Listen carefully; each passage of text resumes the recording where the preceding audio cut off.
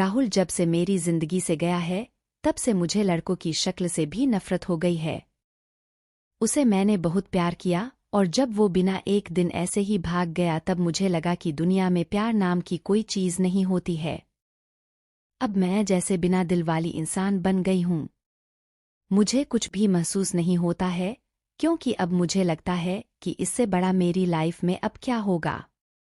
इसलिए आज मेरे पापा मम्मी के बोलने पर मैं तैयार हो गई एक लड़के से शादी करने को। पापा का बोलना था कि एक बार उस लड़के से मिल लो। मैंने मना किया क्योंकि जिसको मैं इतने सालों तक साथ में रहकर नहीं पहचान पाई तो अब एक छोटी सी मुलाकात से एक अजनबी को क्या पहचान पाऊंगी। लेकिन लड़का भी मुझसे मिलना चाहता है। मैंने उसको मिलने को हामी भर दी। सच कहूं तो मुझे अब किसी भी बात से कुछ फर्क नहीं पड़ता है।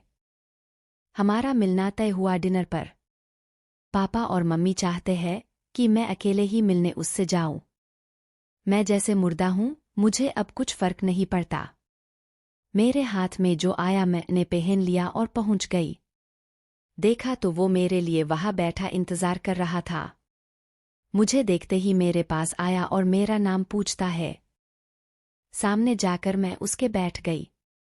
उसकी आंखों में चमक थी लेकिन मैं इस चमक को जानती हूं। यह हर लड़का दिखाता है पहली मुलाकात में। राहुल मुझे छोड़कर गया लेकिन जिंदगी का बहुत बड़ा सबक मुझे सिखा कर गया है। वो लड़का मेरा मुंह उतरा देखकर मुझसे पूछता है, क्या हुआ, सब ठीक है? मैंने भी उसे जवाब दिया, मेरी थोड़ी तबीयत खराब है। फिर वो बोला कि आप फिर आज क्यों मिलने आए, हम फिर कभी और भी डिनर कर सकते थे। बात तो वो अच्छी कह रहा था लेकिन अच्छी बातें लड़कों की कितनी जल्दी बदल जाती है इसका अंदाजा मुझे अब अच्छी तरह है। मैंने उसे कहा, नहीं मैं ठीक हूं, कोई बात नहीं, खाना मेरी पसंद का ऑर्डर किया। फिर अचानक उसको किसी का फोन आया और जब फोन पर उसने बात की तो मैंने तय कर लिया कि अब मैं इससे शादी नहीं करूंगी।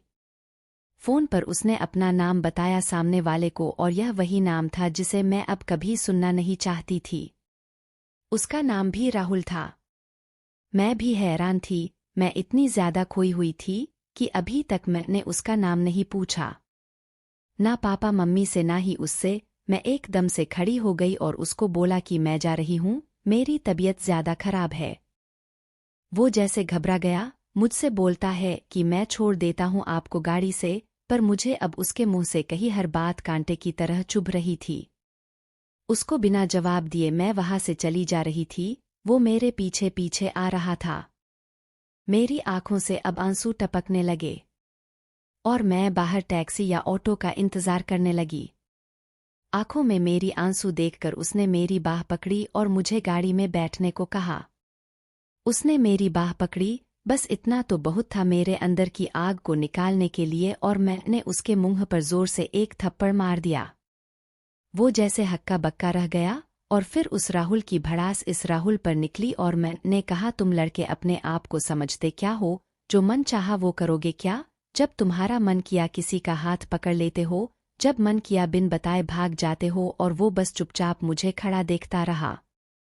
टैक्सी आई और मैं बैठकर वहां से चली आई।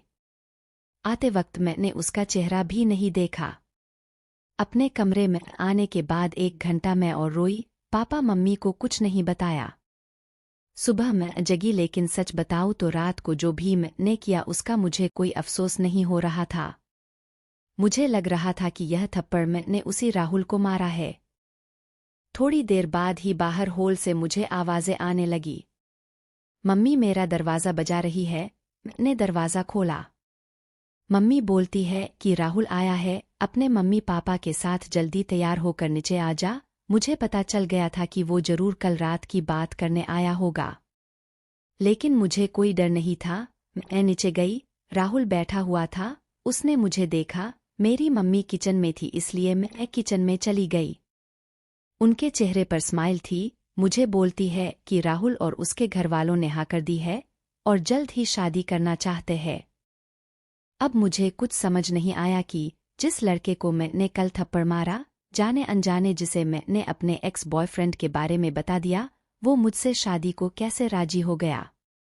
ऐसे तो मेरे लिए उसका नाम ही काफी था ना करने को। पर इस बात को जानने के लिए मैंने मम्मी को बोला कि मुझे उससे बात करनी है। वो फिर मेरे कमरे में आया और पहली बार मुझे लगा मैंने उसे देखा।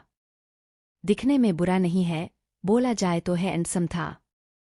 तब मुझे यह भी पता चला कि ऐसा क्यों बोलते हैं कि गुस्से में इंसान अंधा हो जाता है। मेरे बिना सवाल किए उसने बोलना शुरू कर दिया। वो बोला कि मुझे पता है कि आपके साथ पहले शायद धोखा हुआ है और किस हद तक आप सच्ची है यह भी मुझे कल रात पता चल गया। इसलिए मुझे आपसे कल रात ही प्यार हो गया और मैं चाहता हूं कि आप मुझे मौका दे आपको गलत साबित करने का कि सभी लड़के एक जैसे नहीं होते। उसकी यह बात सुनकर मैं ना नहीं कर सकी। एक वो राहुल था जो मुझे प्यार पर से विश्वास उठा गया और एक यह राहुल था जो फिर से मुझे बिलीव करा रहा था कि प्यार होता है। तो दोस्तों, यह कहानी आपको कैसी लगी हमें कमेंट करके जरूर बताइए और इस कहानी को अपने दोस्तों के साथ शेयर जरूर करें। धन्यवाद।